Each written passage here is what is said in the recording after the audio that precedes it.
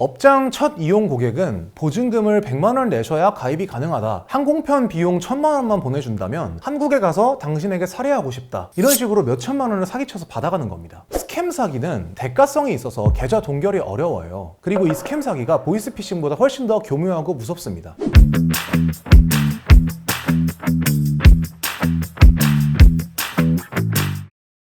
만약 변호사가 보이스피싱이나 사기 피해를 입었다면 어떻게 할까요? 오늘은 보이스피싱범들이 구체적으로 뭐라고 꼬드기는지, 그리고 그 사기 수법들의 공통점까지 제가 말씀을 좀 드릴 테니까 잘 기억해 두시면 좋을 것 같습니다. 만약 이미 피싱 피해를 입으셨다면 가장 먼저 사기꾼들이 그 계좌에서 돈을 빼가지 못하게끔 계좌를 동결하고 출금을 정지시키는 게 가장 중요해요. 그런데 이 계좌 동결이 보이스피싱이 아닌 일반 스캠 사기 사건에서는 생각보다 어려운 경우들이 있어서 내가 어떤 케이스에 해당하는지를 가장 먼저 파악하실 필요가 있습니다. 각 케이스별로 피해자분들이 어떻게 하셔야 내 돈을 돌려받을 수 있는지에 대한 가이드를 한번 드려볼게요.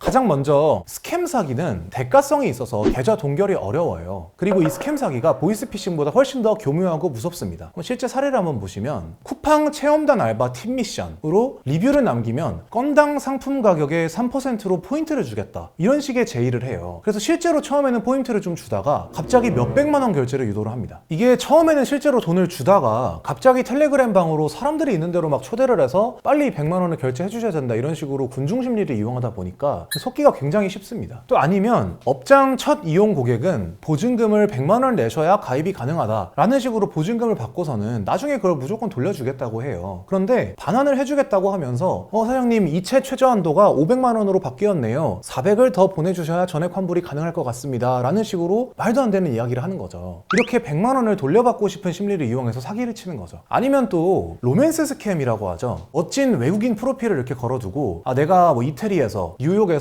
굉장히 유명한 디자이너인데 내 지갑을 도난당해서 한국으로 못 가고 있다. 항공편 비용 1000만 원만 보내준다면 한국에 가서 당신에게 살해하고 싶다. 이런 식으로 몇 천만 원을 사기쳐서 받아가는 겁니다. 이런 스캠 사기에서 가장 먼저 아셔야 될 점은 경찰에 신고를 해도 이 사기범들의 본체는 중국이나 말레이시아에 있어요. 그래서 범인을 잡는 건 나중 문제라는 걸 빨리 받아들이시고 일단 돈을 돌려받기 위해서 계좌를 동결하는 데 집중을 하셔야 된다라는 것부터 기억을 하셔야 되는 거예요. 지금 내가 알고 있는 게 내가 돈을 보낸 은행 계좌번호랑 계좌주의 이름 둘밖에 없잖아요. 이것만으로도 돈을 상당 부분 돌려받을 수 있는 방법이 있어요. 먼저 첫 번째로 계좌를 동결시킨다. 그리고 두 번째, 계좌주와 피싱범의 말단 조직원을 형사 고소한다. 그리고 마지막으로는 이 사람들에게 합의금을 받거나 그걸 돌려받기 위한 민사소송을 제기한다. 이렇게 3단계로 나뉘게 되는 거예요. 제일 첫 단추로 계좌를 어떻게 동결시킬 것이냐가 가장 중요해요. 보이스피싱이냐 스캠 사기냐에 따라서 방법이 좀 다릅니다. 둘을 어떻게 구분하냐면요, 보이스피싱은 말 그대로 보이스피싱이라고 이제 전화가 와서 내가 서울중앙지검 김민수 검사라고 하면서 당신 계좌가 범죄에 사용됐으니 돈을 보내라고 하는 옛날에 그겁니다. 옛날에는 어눌한 중국인 말투로 엄마 살려주세요 이런 식으로 바보같이 이야기를 하는 방식이었다면, 요새는 정말 리얼한 한국인의 어투로 엄마 폰 액정이 깨져서 보험 처리를 받아야 되는데 엄마 폰으로 링크 하나 보낼게 눌러줘, 이런 식으로 말을 해서 링크를 누르면 원격 지원으로 몇 억을 대출받고 송금시킵니다. 이런 실제 보이스로 이루어진 피싱이라면 바로 지급 정지가 가능해요. 그런데 반대로 이런 보이스를 이용하지 않은 스캠 사기는 이게 안 된다는 겁니다. 아마 경찰관과 얘기해보신 피해자분들은 아시겠지만 절대로 안 해줍니다. 왜냐면 법에서는 대가 없는 보이스피싱과 대가가 약속된 스캠 사기를 엄격하게 구분하고 있기 때문이에요. 스캠 사기를 당한 경우에는 대출 사기 외에는 지급 정지가 안 된다라고 법에 규정이 돼 있다는 겁니다. 그런데 이 사실을 수사관들이나 심지어 변호사들도 몰라서 지급 정지가 안 되는데 지급 정지하라고 조언하는 경우가 많아요.